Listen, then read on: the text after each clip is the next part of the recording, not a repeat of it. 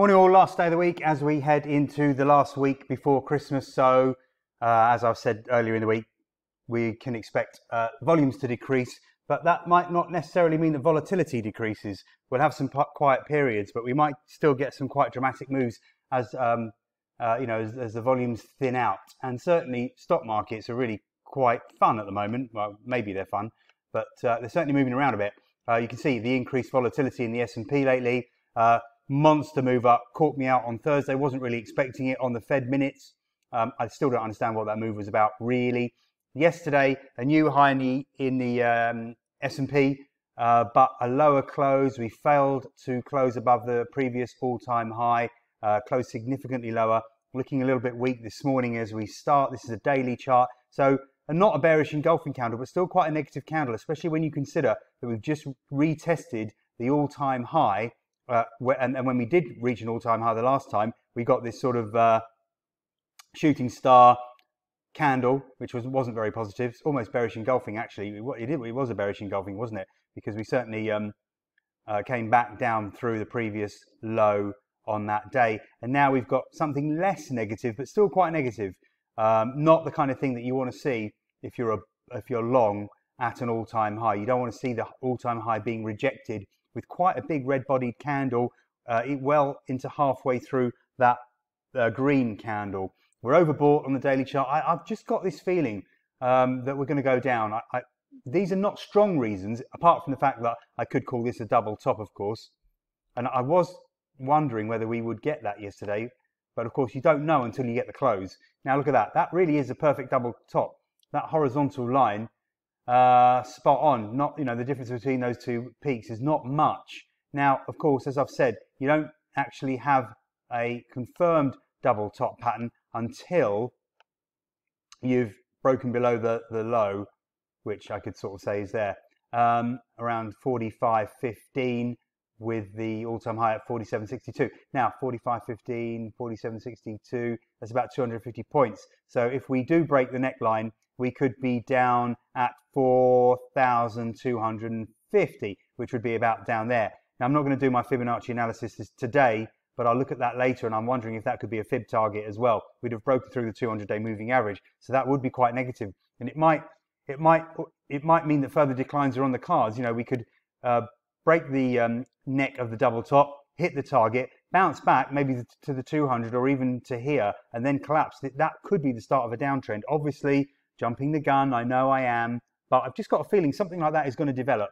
I don't know why, because I'm not usually bearish of stock markets. I'm not one that picks tops regularly, but certainly I've just got a feeling that we need to have a correction. Right, I've said enough. Let's see if that does develop and we move to the downside and have a look at the US 30, the Dow Jones. Again, still got that potential head and shoulders pattern intact. I wasn't sure if we would do yesterday when I was talking to you, but it does look like we still have it potentially intact. So you can see, I probably don't need to draw it again, but left shoulder, head. Now the right shoulder could still be forming. We've got, well, not a particularly negative candle, but certainly not a positive one, not the green candle you'd want to see if you're an investor or you're long this market. So a doji, indecision. We've got a series of dojis actually around here. Yeah, it's not the powerful surge that we should be seeing in a bull market, and it does look increasingly like we are forming the right shoulder to head and shoulders pattern. So again, let's keep an eye on that one.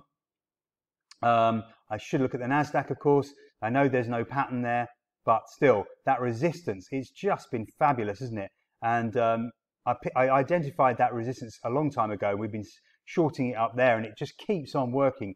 It is the resistance that keeps on giving. Now, I think I could put another little trend line here, actually. Could I? Yeah, that one works really nicely. So you can see we're sitting on trend line support. That has worked so well. 1, 2, 3, 4, 5 days it's worked. And with nice little long candle wicks on that trend line as well, showing that there was quite aggressive buying on each day. Now, well, not so much yesterday, of course, because we tested it and just held above it. Today, we have closed above the 50-day moving average on each of those sessions when we tested the trend line. So the question is now, are we breaking below it? We're holding below the 50-day moving average now as I speak. testing the trend line. Do we break it? Do we break below sort of 15,750 and then start to head south in the Nasdaq? What else do I want to look at? Let's have a look at the European stock markets. Now, as I said yesterday, Germany 40 never saw the surge higher that the US markets did, or certainly not the Nasdaq and the S&P, and we still are on the cards for a head and shoulders top pattern here, developing quite nicely. So let's have a look at the Eurostoxx. Again, this Eurostoxx head and shoulders pattern has been developing for a while. This is closing in, it looks like, on the neckline. FTSE is a little bit more confusing if I remember correctly. We do have a double top though. Yeah, we do still have that double top, and we are still lower. So again, so European markets, well, they've looked weaker all year and they continue to look weaker, but it's now becoming questionable as to whether the US stock markets can continue to push higher with some minor negative signals. That's about it. I'm not going to go through the currencies today because there's really not that much going on. Some trades worked yesterday, shorts in the euro, some trades didn't. It's getting a little bit more difficult to read. Some pairs are just doing nothing. Dollar yen, I can't make any sense of whatsoever. It's just not moving around enough. The Aussie dollar, that trade worked up around, selling around 72.00, 72.10. But I think there were some stops on some other orders which didn't work quite so well. Let me see now. Was it the New Zealand dollar that I think we broke above that 68.00, 68.20 level, although we are back down below it now. Gold isn't making a lot of sense, but it's certainly pushing higher. So once we broke through that resistance level in the low 1780 area, and I suggested that would then trigger significant moves to the upside. That certainly has happened, but I've got to admit, the chart isn't making a lot of sense. Anyway, as long as the levels work, doesn't really matter, does it? As long as I keep getting the levels right, then we can make a profit if you are trading.